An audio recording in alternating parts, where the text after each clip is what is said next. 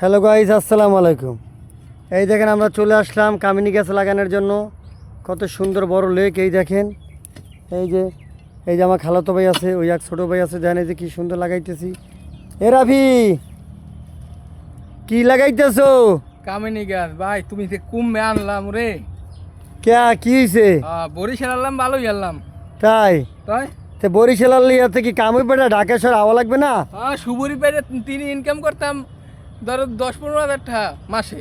হ্যাঁ, হ্যাঁ, এই কাম হরে মানে এই কে মানে অনেক দেশে কি সুপারি চুরি করতা? আরে না না, চুরি আমার চুরি খালতো ভাই করতে বলে পারো। দেশে সুপারি চুরি করতে, চুরি করে বলে 10-15 হাজার টাকা আমাদের গায়ে। আপনারা শোনেন, কিরে তুই কি কস? আমি ওই একটা কথাই কই, আমরা সুবরি চুরি করে ইনকাম করতো। তাই সুবরি চুরি করতে হবে, কেলা চুরি করতো।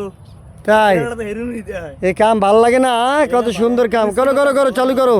আমার খালতো ভাই সুপারি চোর, দেন এই যে